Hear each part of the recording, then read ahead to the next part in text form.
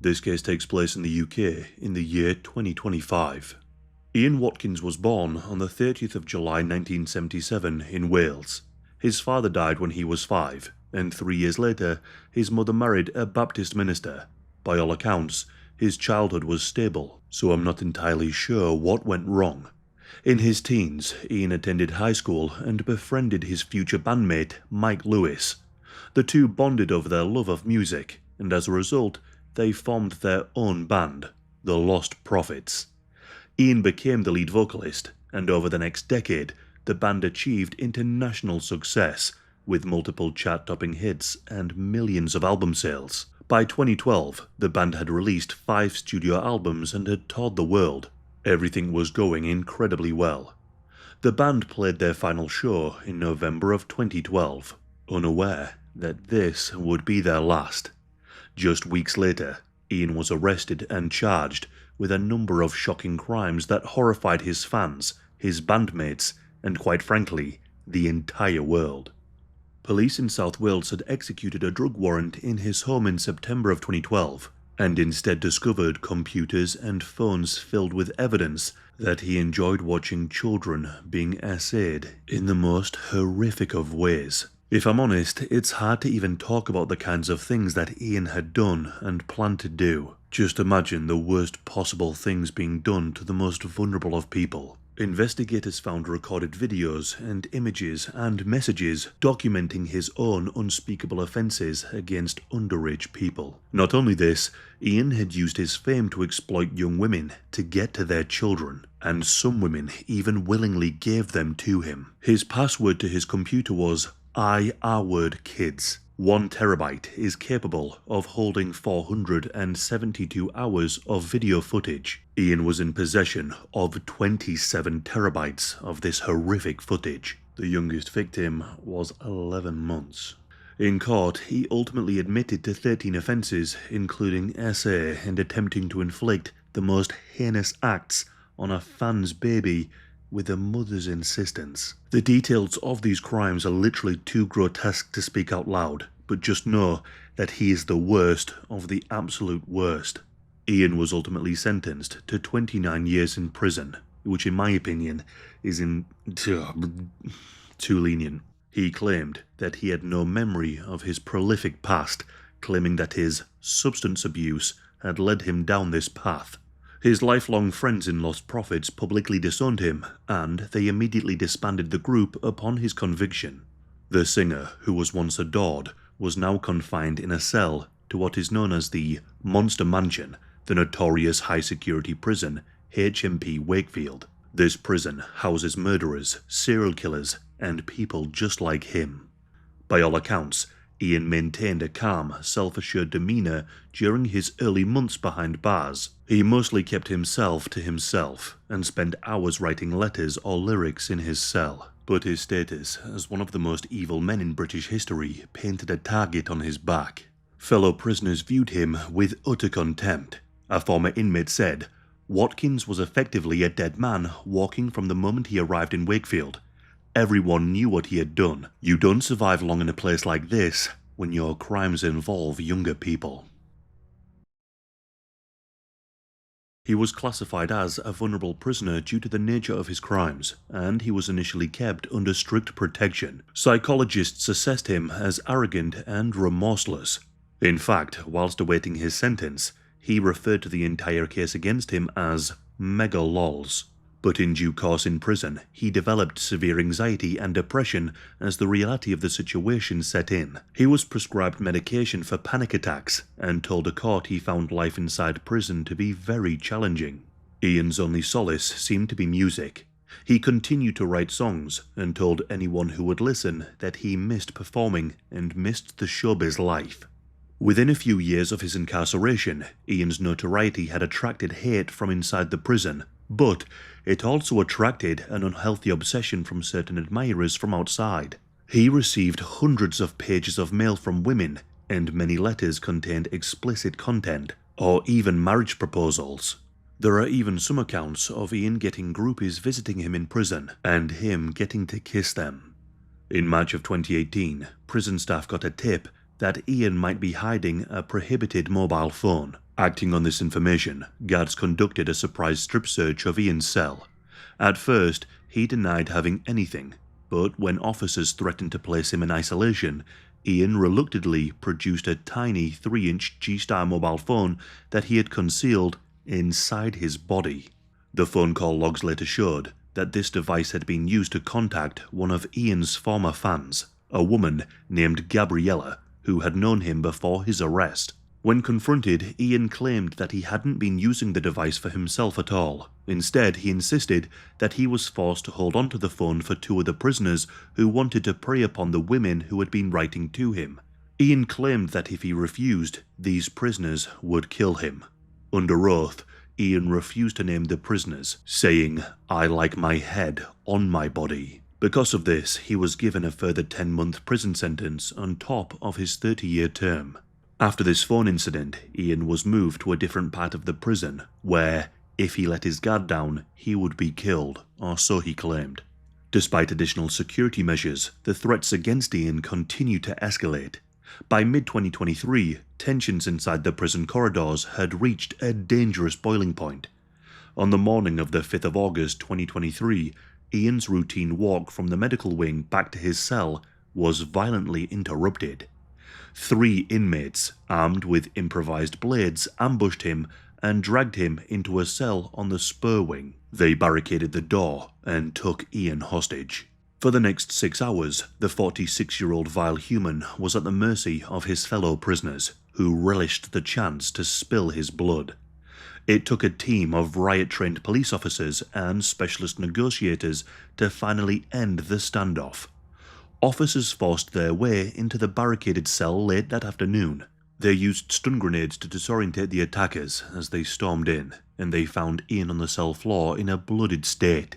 He had been beaten and stabbed multiple times with a sharp instrument, but miraculously, he was still alive. Medics rushed him to hospital with serious injuries to his abdomen and neck, but none of these wounds proved to be immediately fatal. Ian spent the next several days in hospital under armed guard. His attackers were then placed in solitary confinement pending an investigation. News of the attack made headlines across the UK, with many openly wondering how much longer could Ian survive in the environment of Wakefield. After recovering from his wounds, Ian returned to the prison and was kept segregated. Remarkably, Ian did not ask to be transferred to a different facility. By autumn of 2025, he had spent nearly a decade behind bars. He was known to be very cautious, rarely mingling with others, and he followed prison rules in hopes of avoiding any further conflict. But he himself seemed to sense what was coming. Ian once reportedly said, "It's not like a one-on-one fight. Chances are someone would sneak up behind me and cut my throat. I won't see it coming." On a Friday evening in October of 2025, Ian placed a phone call to his mother. In a trembling voice, he told her that he loved her and that he was okay. However, it was a strangely emotional call, and his mother later recalled that it almost felt like a goodbye. Shortly after 9 a.m. on the 11th of October 2025, the Wakefield prison had awoken. Cell doors on F-Wing had been unlocked for the morning routine, and inmates shuffled out to collect their breakfast or make some phone calls. In one cell, however, a violent confrontation had broken out. In the morning, prisoners had slipped into Ian Watkins' cell and launched a frenzied attack. One of the assailants had with them a makeshift knife. One of the prisoners drove the blade directly into Ian's neck. A second inmate stood watch near the doorway, acting as a lookout as Ian grappled with his attacker. Blood sprayed across the cell wall and floor as Ian collapsed under the attack. He was able to scream for help just once, but this scream was able to get the attention of a passing prison officer on the landing. When the officer arrived at the cell, he was met with a gruesome scene. Ian was on the floor clutching his neck, which was gushing blood. The officers hit the emergency alarm, and within moments, additional prison staff swarmed the cell. Prison staff rushed to Ian's side and attempted to stem the severe bleeding from a puncture wound just under his jawline. An ambulance was requested, but it was already too late. Ian had no pulse and was unresponsive. Ian was pronounced dead inside his cell. News of the incident sent the prison into immediate lockdown. By early afternoon, his body was removed from the prison and taken away, and a high-profile investigation had just begun. Investigators quickly identified two prime suspects, one aged 25 and the other 45. They were arrested inside the prison on suspicion of murder and taken into police custody for questioning. Neither suspect made any immediate comment to detectives, but by Monday the 13th of October, the police had gathered sufficient evidence to charge both inmates with the murder of Britain's most depraved criminal. They were identified in court documents as 25-year-old Rashid Gadel and 43-year-old Samuel Dodsworth. News of the charges were made public in a police press release. On the 21st of October 2025, police made 2 additional arrests in the case. 2 unnamed men aged 23 and 39 who were also inmates at Wakefield were detained on suspicion of conspiracy to murder. Investigators suspected that these men may have helped plan the attack or aided the other 2 in some way. Both were questioned and later returned to prison while inquiries continued. Not much is known about these 2. However, we do know about the other 2 killers. Rashid was a 25-year-old who grew up in East London, and his early life was marked with instability and violence. He was in foster care as a young teenager, and by his mid-teens he had fallen in with street gangs. By age 20, he had built a reputation as a volatile gang member willing to use extreme violence. On the 6th of February 2021, Rashid took part in a brutal gang attack in northwest London. He was one of a group of 6 men who set upon 2 strangers outside a bakery in broad daylight. The 6 attackers chased down 22-year-old Sven Bazdek, knocking him to the pavement and then stabbing him repeatedly as he lay defenseless on the ground. Sven's 16-year-old friend, who was also stabbed and badly wounded, managed to flee and survive. And it turned out that this was a case of mistaken identity. Neither of the victims had anything to do with gangs, and they were just young men who were simply targeted for being in the wrong place at the wrong time, and what Rashid and his friends considered to be their territory. Rashid was arrested and charged with murder. In August of 2023, following a trial at the Old Bailey, he was found guilty of murder. He arrived at the Wakefield prison in late 2023, and by the time he crossed paths with Ian Watkins, Rashid had only been in custody for about 2 years. And in the rigid hierarchy of prison respect, Rashid might have seen the infamous Ian as being a target to be eliminated, both for personal notoriety and as a sig point of pride. However, his motives are not officially known. Samuel Dodsworth, aged 43, was the older of Ian's 2 killers. He came from the city of Derby in the English Midlands, and his own background is incredibly disturbing. In the early hours of the 3rd of September 2018, Samuel committed an offence so savage that a judge later likened it to a horror film. The 36-year-old Samuel was prowling the streets of Derby when he targeted a lone woman who was walking to work before dawn. The victim was a 52-year-old stranger who just so happened to be there when Samuel saw her. Samuel sprang from her from behind and dragged the woman off the street into a vacant house nearby. He threatened to kill her if she screamed. Over the next several minutes, Samuel beat, choked, and repeatedly essayed the innocent woman. This woman later told the court that she fully believed that she was going to die during this ordeal. Despite the trauma and injuries, the victim found an opportunity to escape when Samuel momentarily let his guard down. She fled, half-dressed, into the streets and was rescued by a passing driver who called the police. She later recalls that she couldn't stop washing herself down afterwards.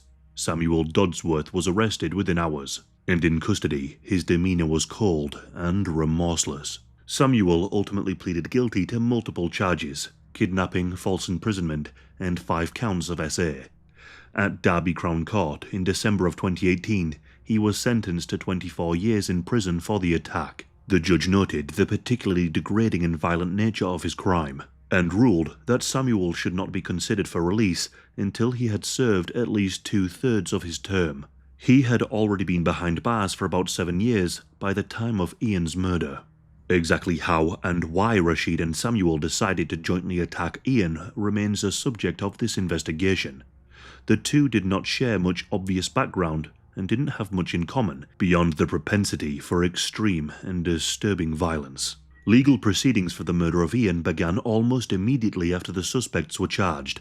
On Monday, the 13th of October 2025, Rashid and Samuel were brought separately before Leeds Magistrate Court under heavy security. Both men only spoke to confirm their names, ages, and dates of birth. The trial is set for the 5th of May 2026, and it's estimated that it could last up to 3 weeks given the expected evidence. As of late October 2025, neither of these men have indicated how they want to plead.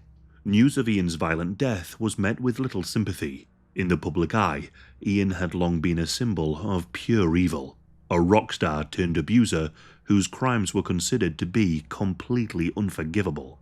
Many observers openly expressed relief that he would never walk free again. The knowledge that Ian died a brutal death behind bars brought some the feeling that justice had finally caught up with him. In his hometown in Wales, there were no vigils or flowers, only painful memories of the disgrace he brought.